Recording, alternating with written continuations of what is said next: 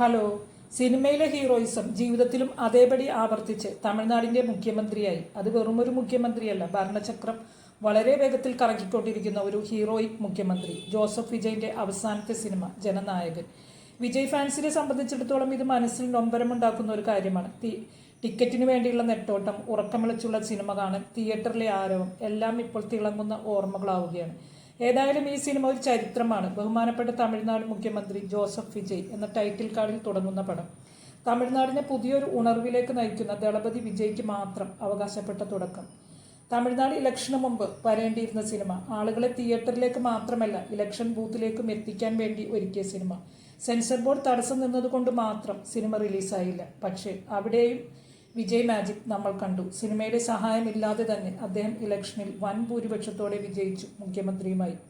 ഇപ്പോൾ മുഖ്യമന്ത്രി എന്ന ലേബലിൽ സിനിമയിലും എത്തി. സിനിമയിലൂടെ പറഞ്ഞ വാഗ്ദാനങ്ങളെല്ലാം ഇപ്പോൾ ജീവിതത്തിലും പ്രവർത്തിച്ചു കാണിക്കുന്നു. ഇവിടെയാണ് വിജയ് എന്ന താരത്തേക്കാൾ വിജയ് എന്ന മനുഷ്യനെ, വ്യക്തിയെ നമ്മൾ നമിച്ചു പോകുന്നത്. സിനിമയിലെ ഹീറോയിസം ജീവിതത്തിലും കാണിച്ചുകൊണ്ടിരിക്കുന്ന അൻപാന ഫാൻസിന്റെ പ്രിയപ്പെട്ട നടൻ. ജനനായകൻ എന്ന സിനിമയിലേക്ക് വരുമ്പോൾ സിനിമ സ്ഥിരം മാസ് മസാല ഫോർമുല തന്നെയാണെങ്കിലും അണ്ണന്റെ അവസാന പടം എന്ന നിലയിൽ ഫാൻസിന് ആഘോഷമാണ്. നന്ദമുരി ബാലകൃഷ്ണയുടെ തെലുങ്ക് സിനിമ ഭഗവത് കേസരിയുടെ റീമേക്കായി എച്ച് വിനോദ് സംവിധാനം ചെയ്ത സിനിമ ജനനായകൻ. സിനിമയുടെ മേക്കിങ്ങോ കഥയോ ഒക്കെ മാറ്റി നിർത്തിയാൽ പ്രേക്ഷകരെ രസിപ്പിക്കുന്ന ഒട്ടനവധി വിജയ് മൂവ്മെന്റ്സ് സിനിമയിലുണ്ട്. ഫൈറ്റിലും ഡയലോഗിലും ഡാൻസിലുമൊക്കെ താരത്തിന്റെ അവസാന അഴിഞ്ഞാട്ടം ഫാൻസിന് സമ്മാനിക്കുന്നുണ്ട് സിനിമ.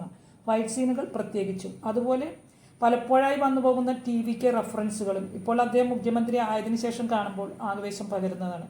സിനിമയിലായാലും രാഷ്ട്രീയത്തിലായാലും അദ്ദേഹം കാണിക്കുന്ന ധൈര്യം, ആ ചങ്കൂറ്റം, അത് തന്നെയാണ് ജനനായകൻ എന്ന സിനിമയിലൂടെയും നമ്മൾ കാണുന്നത്. പോലീസിൽ CI ആയിരുന്ന വെട്രി, മുഴുവൻ പേര് ദളപതി വെട്രി കൊണ്ടാൻ, ചുരുക്കി പറയുമ്പോൾ TV അദ്ദേഹം തന്റെ പോരാട്ടത്തിനിടയിൽ ജയിലിലാവുന്നു. അവിടെ ഗൗതം വാസുദേവ മേനോൻ അവതരിപ്പിക്കുന്ന ശ്രീകാന്ത് എന്ന ജയിലർ വെട്രിക്ക് ഒരു ആവശ്യം വരുമ്പോൾ സഹായത്തിന് എത്തുന്നു. ശ്രീകാന്തിന്റെ മകളായ വിജിയായി എത്തുന്നത് മമിത ബൈജുവാണ്. പിന്നീട് വിജിയുടെ വളർത്തച്ഛനാവേണ്ടി വന്ന വെട്രി സ്വന്തം ജീവിതം അവൾക്ക് വേണ്ടി മാറ്റിവെക്കുന്നു. വിജിയുടെ ഉള്ളിലെ ശത്രുവിനെ നേരിടാൻ അവളെ പ്രാപ്തിയാക്കുന്നതിനൊപ്പം തന്റെ ശത്രുക്കളെ നേരിടാനുമുള്ള വെട്രിയുടെ പോരാട്ടമാണ് ജനനായകൻ. രാഷ്ട്രീയ എതിരാളികളെ ശരിക്കും പരിഹസിക്കുകയും വിമർശിക്കുകയും ചെയ്യുന്നുണ്ട് ജനനായകൻ. ജാതിയുടെയും മതത്തിന്റെയും പേരിൽ സമൂഹത്തെ ഭിന്നിപ്പിക്കാൻ ശ്രമിക്കുന്ന ശക്തികൾക്കെതിരായ സന്ദേശവും ചിത്രം നൽകുന്നുണ്ട്. അതോടൊപ്പം ഫാൻസിന് നല്ലൊരു തിയേറ്റർ അനുഭവം നൽകുന്ന ഫൈറ്റും ഡാൻസും പാട്ടുകളും നർമ്മ സംഭാഷണങ്ങളും എല്ലാം ഉൾപ്പെടുത്തിയിട്ടുണ്ട്. ഫൈറ്റ് സീനുകളിലെ വിജയുടെ മെയ് വഴക്കം അപാരം തന്നെയാണ്. 2 പാട്ടുകളും വിജയ് പാടിയിട്ടുണ്ട്. വിജയോടൊപ്പം തന്നെ ഫൈറ്റ് സീനുകളിലേക്ക് കയ്യടി അറിയിക്കുന്ന പ്രകടനമാണ് മമിതയുടേത്. തന്റെ റോൾ മമിത മനോഹരമാക്കിയിട്ടുണ്ട്. മെയിൻ വില്ലനായി ബോബി ഡിയോളും തിളങ്ങി. വിജയുടെ കാമുകിയായ മാധ്യമ പ്രവർത്തകയുടെ വേഷത്തിലാണ് പൂജ ഹെഗ്ഡെ. പ്രകാശ് രാജ്, നരേൻ, സുനിൽ, പ്രിയാമണി, നാസർ എന്നിവരും പ്രധാന വേഷങ്ങളിലുണ്ട്. വിജയ് എന്ന നടനെക്കുറിച്ചും അദ്ദേഹത്തിന്റെ സിനിമകളെക്കുറിച്ചും എതിരഭിപ്രായങ്ങൾ ഉണ്ടാവാം. പക്ഷേ അദ്ദേഹത്തിന്റെ സിനിമകൾ സാധാരണക്കാരോടാണ് സംസാരിച്ചത്, അവർക്കു വേണ്ടിയാണ് പ്രവർത്തിച്ചത്. ഇത്രയും ധൈര്യത്തോടെ തന്റെ ചിത്രങ്ങൾ രാഷ്ട്രീയം പറയുന്ന മറ്റൊരു നടൻ ഇല്ലെന്ന് തന്നെ പറയാം.